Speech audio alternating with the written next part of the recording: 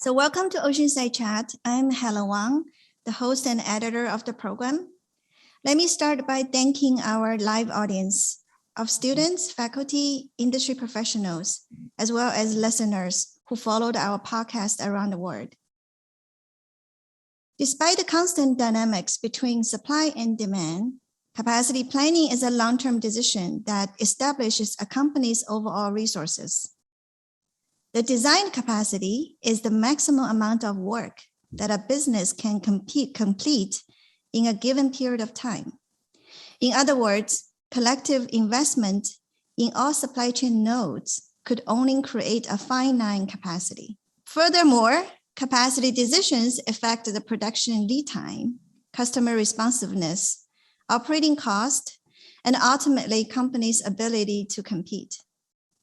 The question of when capacity should be increased or decreased, and by how much, are critical decisions. In particular, inadequate capacity can lead to the loss of revenue, and excess capacity can drain the company's resources. Failure to make these decisions timely and correctly can be especially damaging to a business's overall performance. For this episode, I invited a special guest to discuss the crucial topic of capacity planning at the micro level. But because of his in-depth knowledge and over 30 years of experience in the semiconductor industry, we hope to understand the challenges and best practices universally applicable to others.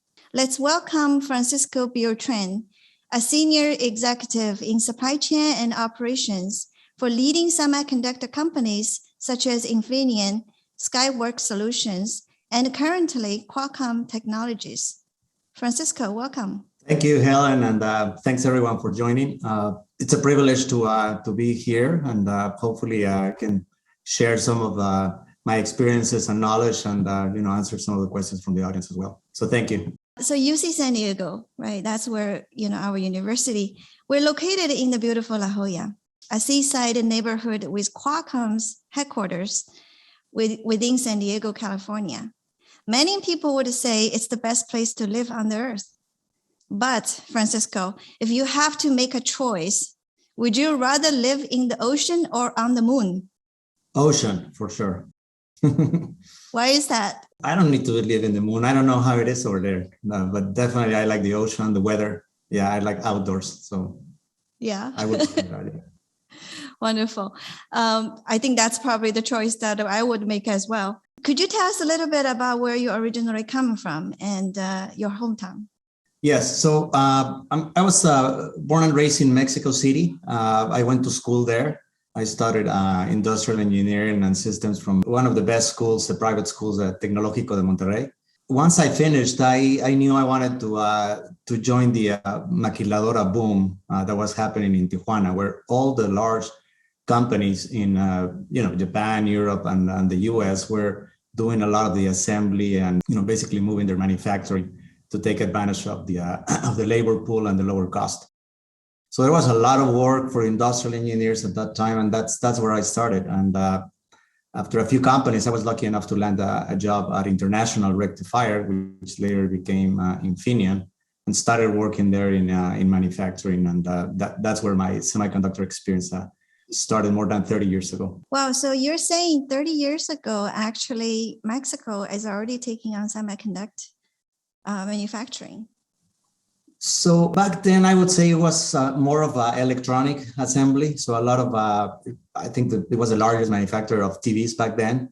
A lot of the big panel plasma TVs started later on. So it started with electronic, but later on, a lot of companies moved their assembly and test operations to Mexico, either in the border or in Guadalajara. And you see a lot of manufacturing electronic companies, doing assembly for semiconductors or some level of semiconductor support that they're doing, this side of the border. So what is one thing that we don't know about your hometown that you would love everyone to know? Well, everybody probably knows that we have a lot of good food and, very good, tequila.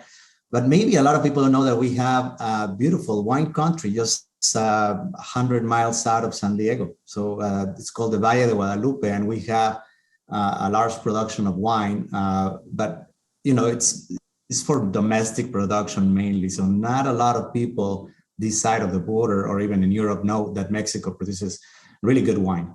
It's growing and it's a great industry. So that's probably one thing most people don't know. No, that's fantastic. Thanks for sharing that. In fact, I did not know that. So now I know. As a child, Francisco, what did you want to be when you grew up? That's a good question. So I wanted to be an architect like my dad. He was, so I used to be in construction sites with him, designing homes, visiting, different companies since I was little. So I really wanted to be an architect, but my dad convinced me not to. He said, that's very tough and it's hard to get a job. Why don't you go into supply chain, industrial engineering? That is the future. Every company pretty much needs supply chain, no matter what industry, you need supply chain professionals. So that combined with a teacher that, early in my career also explained the supply chain, I just fell in love with it. And I said, okay, I'm gonna do industrial engineering. And yeah, I've been doing supply chain since then. Wow, impressive.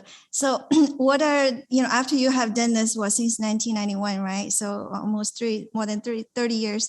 What current fact about your life would most impress your 5-year-old self? I've worked in several countries, so I think that has helped me shape a little bit of my, the way I approach working with teams from multiple cultures, different countries. So I think the semiconductor industry has allowed me to travel the world. I've worked in different countries in Europe, within the US, different cities, and also in Mexico. And I just love the global, the globalization of the industry. And pretty much these days, every industry uses more and more semiconductors. It's a beautiful story that your dad actually advised you go to supply chain, maybe working something a little easier than architect, right?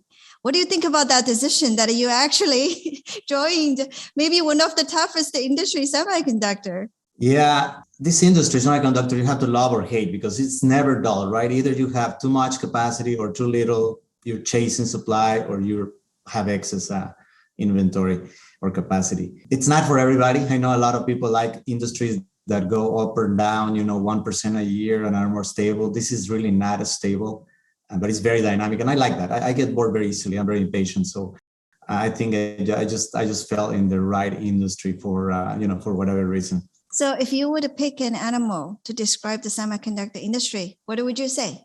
I would say it has to be a cheetah, right? Because you have to be, like the best companies, right? They have to be agile. They have to be nimble. You want to be able to run fast and chase, the demand. And you don't want to be, too slow that the competition will eat you, or you will not be able to get the meal that you need for the day. So I would say that's the best animal to compare the industry. Lovely. So we will spend a lot of time talking about this cheetah today, trying to understand better. Yeah. So before we dive into today's topic, I would like to share some facts announced by the Semiconductor Industry Association.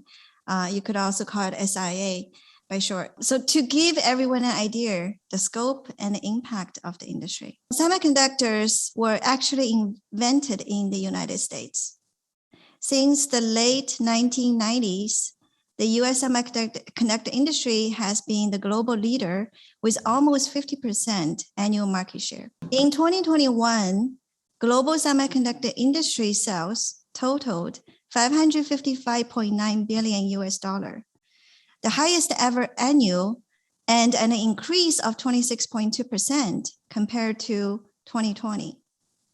As chip companies ramped up production to address high demand aimed the global chip shortage, the industry shipped a record 1.15 trillion semiconductor units in 2021. The US semiconductor industry is second only to the US pharmaceutical and biotechnology industry in terms of the rate of R&D spending as a percent of sales. While Americans' position has been challenged many times over the decades, it has always prevailed due to its amazing resilience and ability to run faster. That reminded me about cheetahs. And then lastly, over the past 3 decades, the semiconductor industry has experienced rapid growth and delivered enormous economic impact.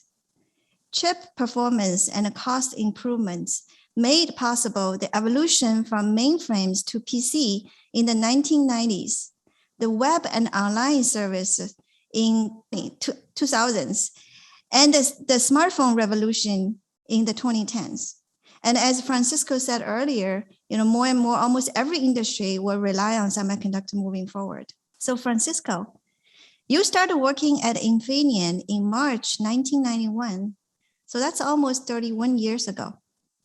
In comparison, what has changed and what remains the same in the semiconductor industry? Yeah, that's a good question. What probably has changed is that the demand for the semiconductor devices in general has just continued to grow. And probably in the early 90s, it was mainly for, laptops, maybe some cars had some, components, some mainframes and computers, but it was not as wide used as it is today. Right now it's used pretty much everywhere. So that has triggered, the growth of the industry has been tremendous. And then you have pretty much the 5G revolution in the mobile industry. So that, requires a very large amount of semiconductors. With the pandemic, working from home, a lot of cars. The cars are mainly electronics these days. Then you have the medical devices, electric vehicles driving that growth. I think the content and the demand has continued to grow. And probably one thing is that the semiconductor has a lot of up and down cycles. Pretty much every 5 to 8 years, you have a boom, and later on you have a bust. That the demand goes up, everybody builds fabs, then the demand goes down, and then you have, empty fabs, and then you have excess supply. So in my lifetime, I've seen, probably, 4 or 5 big cycles like that. But this last cycle, this last shortage that impacted everybody hears about it in the news, the US government is getting involved. That is the perfect storm. That is the, talking to pretty much all the industry experts and the different companies, this is the largest gap we've seen in terms of supply and demand. It will fix itself over time, but this is the largest we've seen. It's kind of the perfect storm with all the components. So yeah, very, very dynamic, very challenging, the situation right now. That's a lot of insight. Thanks for sharing that. We actually have a poll question on the screen I'm going to share with everyone here. So why do we face global semiconductor shortages? And it is actually a multiple choice question. Look at how our audience responded to it. Supply reduction, 10% of the answer thinking that way, and demand increase, 30%, forecast mismanagement, 20%, capacity limitation, 25%, trade policy, 5%, force majeure event, 5%, and all above, 55%. So it's a very interesting snapshot. We have an audience who actually shared their perspective, right? More than 50% thinking that all above and the reasons caused today's semiconductor shortage.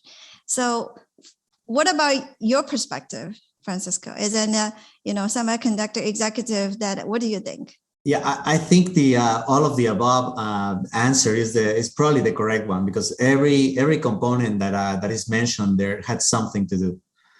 There were especially with pandemic force majeure events. There were energy shortages because of the winter in Texas. There were increase in demand, in reduction in supply, trade policies, capacity limitations. So all of the above, and that's why we're talking this is the perfect storm, and that's why a lot of the companies in the semiconductor industry are enjoying record high prices in their stock price, because everybody wants their components or their supply. So yeah, I would say it's all of the above.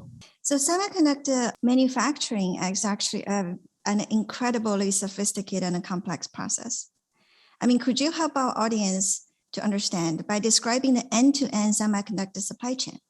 Yeah, so I can briefly describe it. So the one of the challenges with the semiconductor industry is that is just the very long lead time to build one product. because you have to start from the wafer fabrication process that, depending on the technology and the complexity of the product, of the design, it can be anywhere from 2 months to 5 months time from start to finish. And this is done in wafer fabs, probably you've seen or heard, clean rooms that cost hundreds of millions of dollars to build and maintain. And you need to wait 2 to 5 months just to get the wafer. And after the wafer processing, typically you go through some back-end or post-fab processing. So you need to do maybe some, we call it wafer sort, where you test the wafers, or you need to put some bumps in it or dice it. Then you need to do assembly and test of the final module of the package that probably you've seen, the little IC that are modules that are already packaged. And then that's kind of the end product of the semiconductor companies. And then that will go eventually into cars, into phones, into laptops, whatever. So that whole cycle can be anywhere from, as I said, at minimum 3 months all the way to 6 to 7 months. And that is the challenge, that if I have a short-term need and I'm out of a component and I need it next week to run my automotive line, unless there's something in the pipeline, I'm not going to get it because I didn't place the PO on time, or there's no capacity, or whatever happened. So that is the challenge of this industry. It's just the lead time for the semiconductor is just very, very long. So you really need to plan ahead. You cannot, it's not like just placing a PO for regular items off the shelf. That sounds like very complicated, and also the longer, right, it takes to finish all of those processes, and then maybe more surprises and uncertainty would come because the process is so long and throughout the supply chain. And I think in addition to what you just described, we mentioned earlier about R&D investment from semiconductor industry, right? So you clearly have an even longer cycle probably in terms of research and development, in terms of the design of the chipset before you even started, from the wafer stage. Yeah, absolutely. Like, most, design companies are, they're probably thinking of products in 23 and 24 that you have to start the R&D, you have to start, the design and working with the wafer fabs to make that happen, and then eventually goes into production. So yeah, it's very long development cycle, and I should say also in most cases a fairly short lifetime. Some of those designs only last a couple of years because everybody wants the latest and greatest phone or gadget or Wi-Fi router, whatever. So it keeps changing, and you have to keep evolving with that. So that's also the challenge. Whatever you build, you have to get it right. It will last a couple of years, and you have to start, with the next design that is coming based on just to keep up with the technology pace.